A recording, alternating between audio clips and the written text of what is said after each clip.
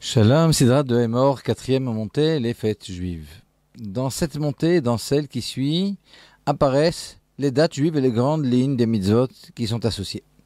Tout d'abord le Shabbat, puis les dates chronologiquement de Pessah à Sukkot. Pessah, après la Torah parle du Homer, de Sfirat HaOmer, puis de Shavuot, enfin des fêtes de Tishrei, de Rosh Hashanah, Yom Kippour et enfin de Sukkot.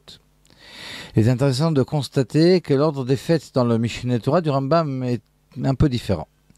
À titre d'exemple, Yom Kippour n'apparaît pas comme la chronologie l'impose et comme c'est dans la Torah après Shavuot, mais après Shabbat et avant toutes les autres fêtes.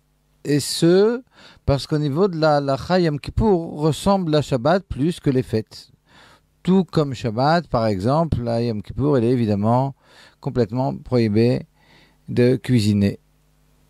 L'ordre des fêtes de la Torah et l'ordre dans le Mishneh Torah du Rambam viennent exprimer deux aspects des lois relatives aux fêtes. D'une part, les lois s'inscrivent dans une chronologie.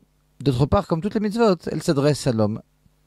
La Torah reçue du ciel met en avant l'aspect chronologique. La Torah qui descend du ciel, elle vient s'inscrire dans le temps et dans l'espace avant de parvenir à l'homme. L'ordre du Rambam, lui, n'est pas chronologique. Il exprime les mitzvot, et donc l'aspect pratique d'une Torah qui s'adresse à l'homme. Cet aspect des choses met en avant d'autres valeurs que le temps. La gravité d'une infraction, par exemple, les détails quant à l'application des mitzvot, etc. C'est pourquoi l'ordre chez le Rambam n'est pas celui de la chronologie.